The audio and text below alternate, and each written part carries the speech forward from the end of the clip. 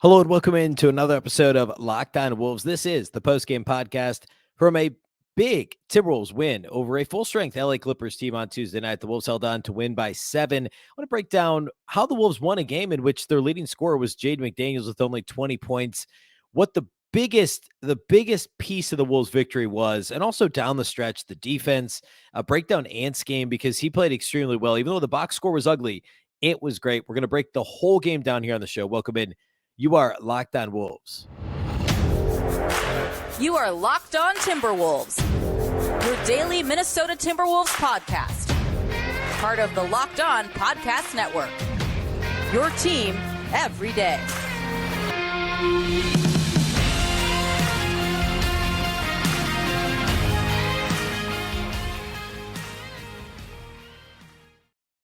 Hello and welcome to the Locked On Wolves podcast, part of the Locked On Podcast Network, your team every day. My name is Ben Beecken. I'm the host of Locked On Wolves. Happy Wednesday, everybody. Happy hump day.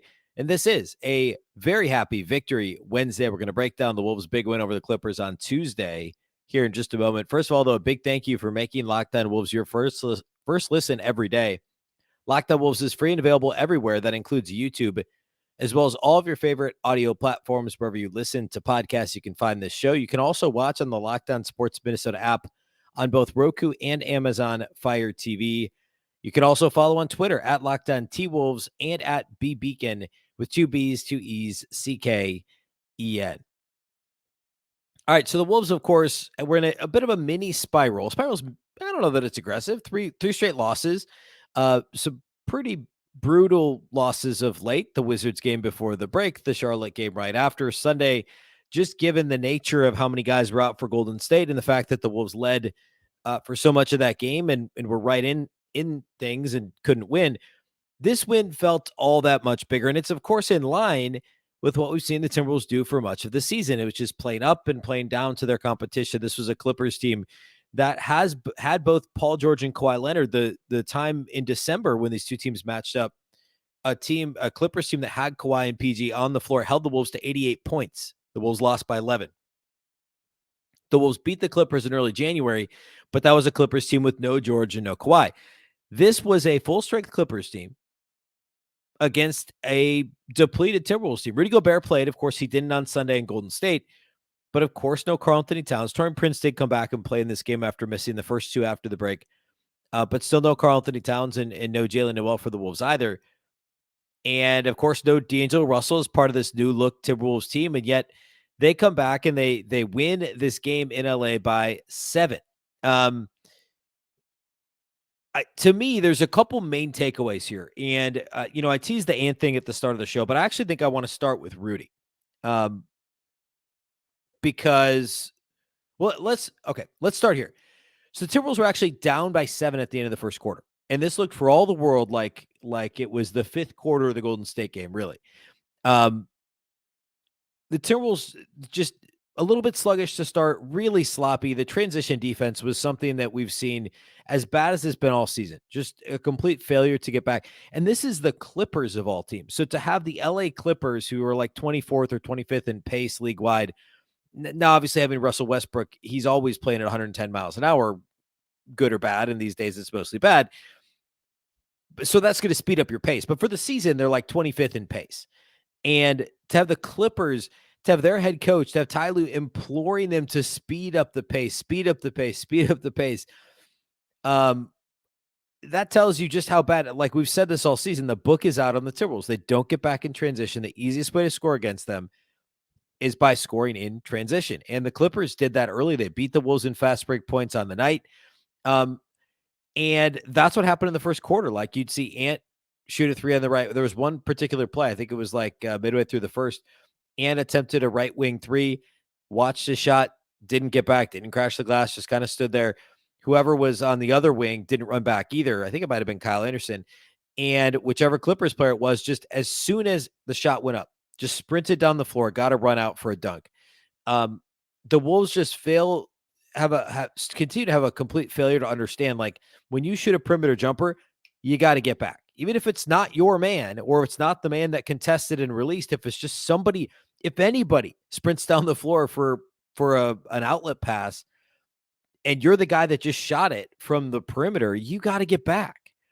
And the Timberwolves showed no understanding of that once again in this game, and it was a big part of why the Clippers scored 33 in the first quarter and built a 7-point lead. The Timberwolves, Rudy Gobert had a bad first quarter. It just all the way around, it was a disappointing opening for Minnesota. I would say sluggish. I would say the offense continued to be disjointed, and that was kind of my weekend takeaway from Friday's loss to Charlotte and Sunday's loss to Golden State, was just a disjointed offense. Again, Rudy struggled, just wasn't great. And then in the second quarter, the bench came in, and Naz Reid actually end first, early second, kind of gave the Wolves a jolt. And Naz finished at 12-8, played really well. His energy was a big piece. Jordan McLaughlin played well in this game after really struggling against Golden State on Sunday. But McLaughlin, Naz, Taurean Prince in his return, first game for him after the All-Star break, kind of gave the Wolves a jolt. And by the time the starters came back in, it was like they'd received said jolt and were ready to play. I don't know why it took that, but sometimes it does. And kudos to the bench. They got the Wolves closer. When they came in the game versus when they came out, the bench was a net positive early in the game. Obviously, you're just saying the bench as a whole, like bench-led units with McLaughlin and or Naz on the floor were a positive in the first and second quarter of this game. Then the Wolves starters came back in. They closed the second quarter strong. Rudy Gobert was really good. I believe it was the second quarter. This is what I wanted to get to.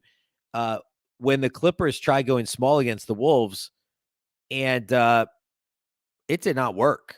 It was the second quarter. The Clippers tried going small, and Rudy got a block and then scored on the other end. And then the Wolves got another stop. I think it was a Clippers turnover. I think the turnover is first. Rudy scores. Rudy block. Rudy scores again. Then the Wolves scored on their next possession. And immediately after like 3-4 possessions like that, Ty Lue puts Ivica Zubac back in the game. Now, we should point out that the Clippers are happy to let Zubac be played off the floor, especially against the Wolves, right? This is actually pretty interesting. So when the Wolves and Clippers played in December, and the Clippers had their both Kawhi and Paul George played, Zubac played only 17 minutes. And it was a close game. It was an 11-point game. Gobert was healthy and played in that game, but the Clippers just said, hey, let's go small. Zubac played 17 minutes. When the Wolves won, no Kawhi, no Paul George, for what that's worth, back on January 6th, Zubac played only 21 minutes. The Clippers are happy to let Zubac be played off the floor. He's been playing a little more recently, but you go back and look at his game log, and oftentimes he's playing, like in the month of January, he averaged under 28 minutes. He played 28 minutes in this game. The Clippers had to have him on the floor because they had no answer for the larger Timberwolves lineups, whether it was really even Naz or Rudy in the game. And that shows how well Rudy Gobert played overall. The first quarter was bad, but Rudy played well overall, and it forced the Clippers' hands to put Zubac on the floor. I think that's a pretty good indicator of how impactful Rudy was on the game, that the Clippers were forced to play bigger than they actually would prefer to do. Like they could not just leave Marcus Morris, by himself and just, say good luck. Like that wasn't going to work, right? Off the bench, Mason Plumlee, he had some nice first half minutes, but like he wasn't going to provide enough resistance against Naz Reid. Like the Wolves really dominated the paint in this game. Rudy was a big part of that. The Timberwolves won paint points 60-38 in this game. Rudy, again, beating the Clippers small minutes, forcing them to play big was huge. And winning points in the paint 60-38, a huge part of that was Gobert. A big part of that was the Wolves getting downhill and scoring. They didn't shoot the ball particularly well, especially from the perimeter. The Wolves didn't. But Naz had 3 offensive rebounds. He had that big rebound on the left baseline and then the reverse slam on the opposite side of the rim. Gobert had a couple offensive rebounds and a tip-in. Taurean Prince had a nice tip-in on his own miss. The Wolves were aggressive on the glass, a +2 on the glass for the night. They had 10 offensive rebounds, were positive there. Those were really, really big, especially in a game when they were, again, outshot at the free throw line. They were outshot outside the arc, and got off to a bad start. Like they could have really folded up the tent and gone home, but they improved in all those areas. The glass, the paint were huge in this game. And again, Rudy, a big part of that. We'll talk more about him a little bit later.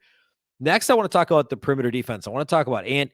We got to talk about Jaden McDaniels. He was phenomenal in this game. We'll spend next segment doing just that, and then we'll get to individual studs and duds after that. Today's episode of Locked On Wolves is brought to us by our friends over at FanDuel.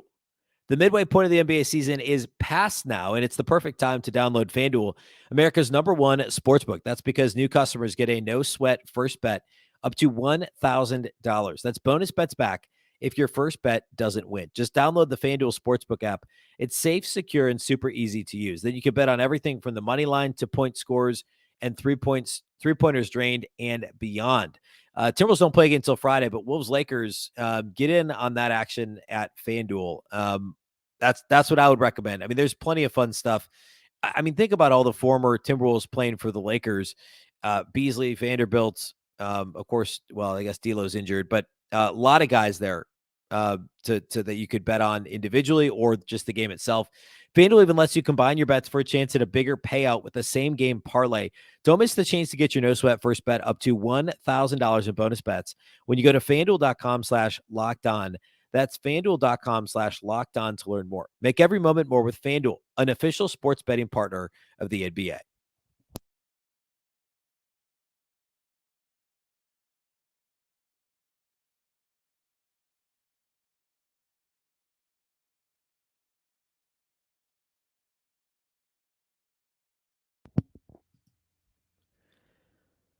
All right, let's talk a bit about Anton McDaniels. They were, I think, the two best all-around players on the floor, at least most consistent. Again, Rudy played well. He had 16 and 7, was efficient, impacted the game, had a couple of blocks throughout the first quarter, and he was great.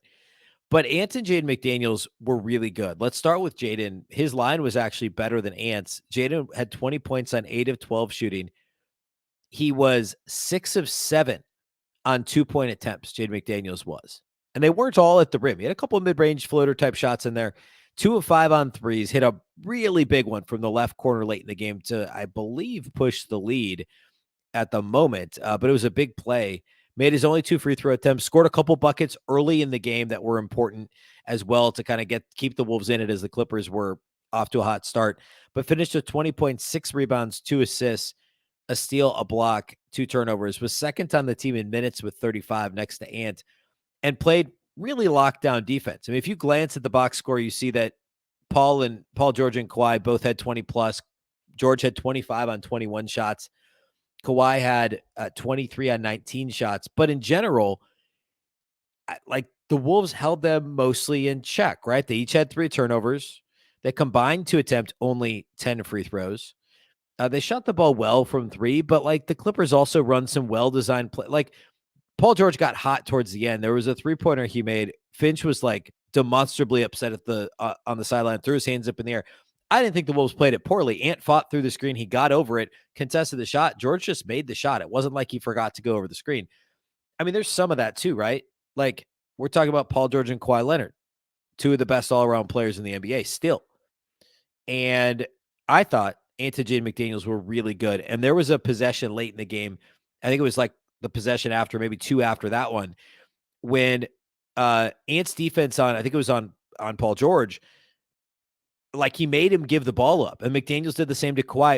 It was a little reminiscent of that Luka possession in Dallas a couple of weeks ago, not quite to that level, but they forced the Clippers into an empty possession and 3 passes, and I think who ended up shooting the ball wasn't who they wanted him to.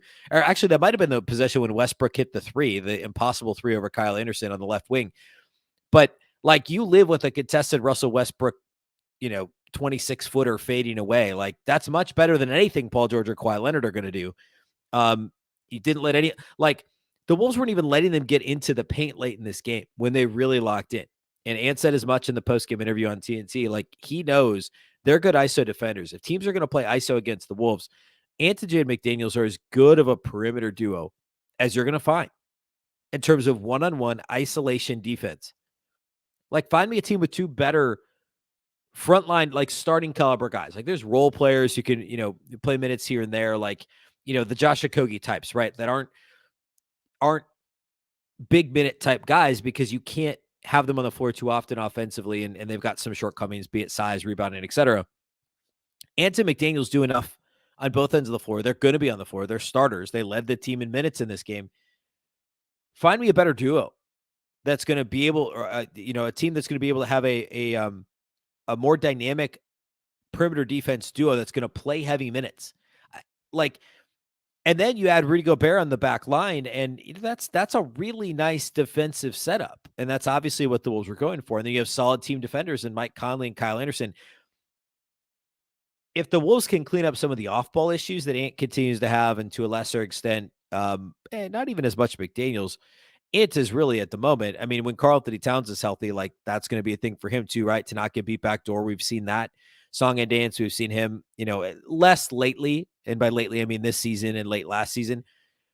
But he has some of that aloofness that occasionally would plague D'Angelo Russell as well. But like this is a good offensive team, like, fairly middle of the pack or better when Paul George and Kawhi Leonard are healthy. The Wolves held them to 101 points in this game on 42% shooting. And they were 39% from three. It was the paint defense that was really good. It was forcing them to tough shots. They still put them on the line too often. But I mean, like we see the Wolves do that constantly, right? They give up 23 free throw attempts to the Clippers. And the Clippers made 87% of them. They clipped up. The Clippers picked up 7 points at the line that the Wolves did not get because of the Wolves' poor free throw shooting. But the Timberwolves' perimeter defense was really, really good in this game. Last point here before we get to individual studs and duds. I thought the Timberwolves starters as a whole played better as the game went on. I think that defined the middle stages of the game, and that includes Anthony Edwards. He hit a couple of threes early, and it kind of felt like, oh, okay, national TV game. Ant's got a couple early threes. He's going to go bonkers. That didn't happen, right? He shot 33% from the floor, 18 points and 18 shots, not efficient, only 5 free throw attempts, which many rants. Could we get a whistle? Like, I know Ant's annoying with the hey thing. I get it. Officials, you've proven your point, whatever. But you cannot tell me that Anthony Edwards only deserved 5 free throws in this game. He only shot 5 threes. He shot 13 two-pointers. I think maybe 2 or 3 were mid-range. I can see if I can pull up a shot chart quick. But that sounds right to me. Like he wasn't shooting a ton of mid-range jumpers. Give the man a foul call. Like it's getting to the point where it's like, all right. I don't know. I don't know what to say about it. Like it's frustrating. And it's also annoying that Ant always seems to think he's getting fouled, but he's hardly alone in thinking that. Ant shot 3 non-paint twos in this game, according to this shot chart that I'm looking at. So that means he shot 10 paint 2-pointers and ended up shooting 5 free throws. And of course, that doesn't include the shots he was fouled on because those don't count. So that means he shot 10 times in the paint. I think he had 1 and 1 that weren't called, and none of those apparently were fouls. Only 5 free throw attempts for the game. So that was not enough in my book.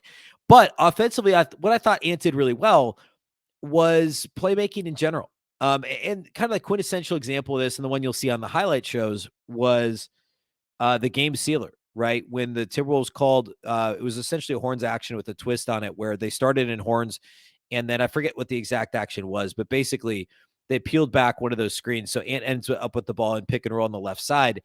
And Kyle Anderson's in the dunker spot. Ant slings a left-handed bounce pass, one bounce, velocity on it, straight to Kyle Anderson, who all in one motion grabs it and throws a pass to a cutting Rudy Gobert, barreling down the lane for a dunk that essentially seals the game. I think made it 5 points at the time.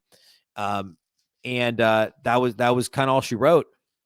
That was kind of quintessential. And actually a couple possessions before that on the Jaden McDaniels corner 3 on the left side that I referenced earlier, that was a blitz pick and roll coverage from the Clippers. Like they tried to trap Ant without hesitation. Left-handed pass to, I think it was Mike Conley in the left slot. He rotates it to the corner to McDaniels. They get a relatively open 3. The Clippers actually defended it pretty well. But that shot was made possible because Ant made the quick decision. And we saw Ant start to do this last year. Remember, this was a thing that it was a thing because last year he told Karl-Anthony Towns in the media, like, you've got to go faster, Cat. You can't wait for the double to get all the way there. You just got to make the decision and go. Ant did exactly that in that scenario where he saw the double coming, waited till the perfect spot, started the rotation. They get McDaniels a semi-open 3, lightly contested 3, if you will. And in both those scenarios, Ant made the right decision and made it quickly. Now, he doesn't do that all the time, but the fact that he can do it and he has the physical ability to make that left-handed pass like he did on that bounce pass he slung to Kyle Anderson, the combination of him starting to understand that and do it with more frequency and consistency and the physical ability to complete that pass is really incredible. And that was just a great moment for him. And as a playmaker in this game, again, only 3 assists. Yes, he had 4 turnovers. Yes, he, missed 12 shots in this game. 1 point per shot is not efficient, but the offensive playmaking and the perimeter defense, the ability to impact the game in ways other than scoring are things that I shouldn't say never. I didn't think it was likely we'd be seeing that this early in Anthony Edwards' career. And here we are. This was a pretty good example of that. And it was just Sunday, actually just Tuesday's show on the heels of these losses to Charlotte and Golden State, when I was kind of lamenting like, hey, where are the Wolves going to get offense from? Like, who's going to do anything besides Ant? And here we go. Ant, yeah, he scores a little, but he's not the offense. He's facilitating for others. And it's Jaden McDaniels leading the team with 20, and it's Rudy with 16, and it's Naz with 12 off the bench. And then, of course, the return of Taurean Prince helped too. But this was a good example of the ways that the Timberwolves can get wins without Ant completely dominating the scoring column and really dominating the usage on the offensive end of the floor too. So a very nice all-around win for Minnesota. All right, I want to close with individual studs and duds, and that'll be all for the show here today.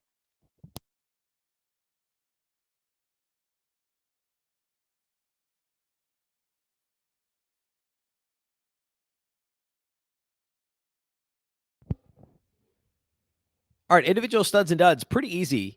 Kind of already talked about the guys that I thought played great, but we'll start with Jaden McDaniels. I thought he was the best all-around player on the floor in this game, bar none.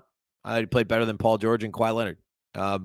35 minutes, 20 points on 8 of 12 shooting, a cool 67% from the field for Jaden. 2 of 5 on 3, as I said this earlier. That's 7 of 8. Is that math right? Nope. 6 of 7 on 2-point attempts for Jaden McDaniels. And again, a lot of those were, a lot of those were in the paint. Well, actually, here, I've got the shot chart right here. He made 1 non-paint 2. So he was 5 of 6 in the paint, 1 of 1 on non-paint 2s, 2 of 5 outside the arc. So a very nice shooting night for Jaden. Picked his spots nicely. Again, 6 rebounds is nice. You'd love for him to get, I'm nitpicking a couple more, but hey, we'll take it. It's progress, right? 6 rebounds, 2 assists, 1 steal, 1 block, 2 turnovers. Also, by the way, Jaden McDaniels was called for 1 foul. I believe it was first quarter. It was kind of a ticky-tack type, middle of the floor situation, well outside, well out onto the perimeter. But like, how many games has Jaden McDaniels had only 1 foul? Not very often. This was a really nice Jaden McDaniels game. And this is right after I said after the Warriors game, like, hey, Jaden McDaniels has to do more. We're talking so much about Jaden's defense and how he's progressing offensively, but Rudy Gobert didn't play the other day. So like, you need points. Where's it going to come from? Are you really going to rely on Jaden McDaniels? And it's games like this that pull us all right back in. And he can't come out on Friday and lay an egg offensively against the Lakers. He's got to do something like what he did in this game. It was a really nice all-around game from Jaden. I'm going to give a stud to Rudy Gobert, 16 and 7. It's not a super gaudy line, but for how badly he played in the first quarter, I think we can give him props for how well he played the rest of the game. Was really active. I talked about this in the first segment, forced Zubats onto the floor, like forced the Clippers to play big, to play real minutes with Zubats. And Gobert played well, a sloppy first half. But then besides that, like the chemistry with Conley is evident. He had some nice kind of the empty corner pick and rolls with Conley that, Conley missed a couple floaters, but Rudy setting good screens, being in the right place at the right time. And, his efficient self, 7 of 11 from the field. It'd be nice if he was better than 2 of 6 from the line, but he pitched in the 7 rebounds, 2 blocks. And this was a good Gobert game. You add Cat to the mix, and Rudy can average 16 and 7 every night. And if Ant's getting his 20 plus and Cat's getting 20 and 8 or whatever, and Jaden, I don't think he's going to score 20 a game when all those guys are on the floor, but if he has the ability to do that and he makes a little bit of noise too, that's a pretty good setup for the Wolves. I know I talked a lot about how well Ant played. I'm not going to give him a stud. The shooting was not great. I already, kind of lauded all the other stuff he did. I want to give Naz a shout out. Naz Reid was good. I know he had 4 turnovers. He committed a ton of fouls early, but he was so active and he was I think he was really a disruptor in this game. And that's kind of one of the things he always does, but weird in a weird way, like the fouls, the offensive rebounding, the dunk. He just kind of came into the game and just like was a wrecking ball for a few minutes. It's actually similar in a big way, or as a big, similar to what Jaylen Nowell has done, the good version of Jaylen Nowell has done at times in the backcourt, which is just come in and like make your presence felt. Like you're never wondering, hey, did Naz play in this game? Some of the things Marty Gellner always says about Jaylen Nowell, like Naz just made some noise. He committed 5 fouls in 19 minutes. That wasn't great. He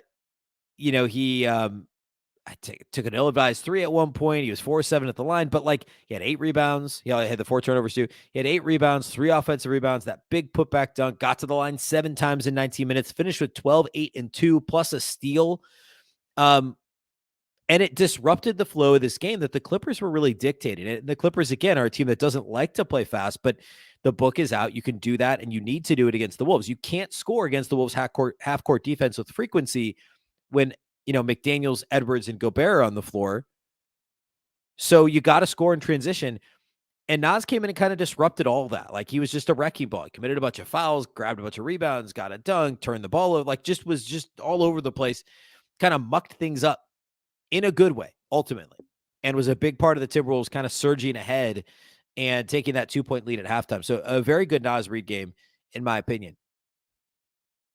No real duds for me in this one. Like Conley didn't score until, later in the game. He had 6.7 assists. Like the 7 assists to 1 turnover was really nice. 3 steals, had a couple big ones in there. I thought he played well overall. Just, he's a quieter, not going to score a ton of points at this stage.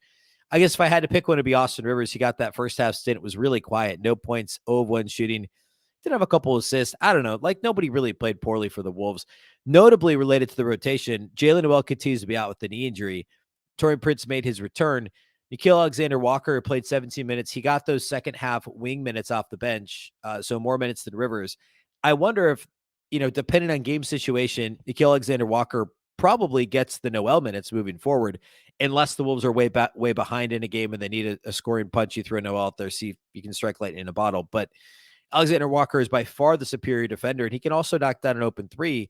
You don't feel like, he's not going to dominate possessions like Nowell does when he's on the floor. So if you get him on the floor with the McLaughlin and Prince, who can generate his own offense, McLaughlin, who can orchestrate things, and Naz, who's going to do a lot of that scoring, Alexander Walker may actually ultimately be a better fit with the second unit than Jaylen Nowell. And I know that it's popular currently to really dislike Jaylen Nowell because he's played, frankly, poorly over the last couple of months. But the idea that Jaylen Nowell was going to be an important part of the bench was not crazy, and he was really good early in the season. Sitting here right now, with the way the team is constructed, Alexander Walker is probably a better fit. Naz is playing really well. McLaughlin's back. You don't need Nowell as badly as you did in the fall, in my opinion. So interesting to see if Nowell comes back. He was questionable this week. Perhaps he comes back Friday. We'll see, who gets those minutes, if it's him or if it's Alexander Walker, but that'll be fun to keep an eye on. All right, that's all I have for today. Of course, we'll have a show Thursday. Friday, we'll preview Wolves Lakers on Friday night. We will be back with the postcast. We did not do the live postcast with Marnie on Tuesday after the TNT game, but we will on Friday after Wolves Lakers. So be sure to tune into that. It'll be very late Friday night, but we will do the live postcast. Of course, that's after most Wolves games will go live on Locked On Sports Minnesota on YouTube, and then you can also listen to the audio on wherever you listen to podcasts. You can listen to it on the Locked On Wolves feed after each and every game. That's all we have for you tonight. Of course, the Locked On Wolves podcast is part of the Locked On Podcast Network. It's free and available everywhere, including YouTube, as well as all of your favorite audio platforms. You can also watch on the Locked On Sports Minnesota app on both Roku and Amazon Fire TV, and you can follow on Twitter at Locked On T-Wolves and at Beecken with 2 B's, 2 E's, CK. Of course, the Locked On Wolves podcast is part of the Locked On Podcast Network. Remember, the Locked On Network is your local experts on all the biggest stories. Now make your second listen the Game to Game NBA podcast. Every moment, every top performance, and every result. Locked On Game to Game covers every game from across the NBA with local analysis that only Locked On can deliver. Follow Game to Game on Locked On NBA. Available on the Odyssey app, YouTube, and wherever you get your podcasts. Once again, I'm Ben Beecken. This is the Locked On Wolves podcast, and we'll catch you next time.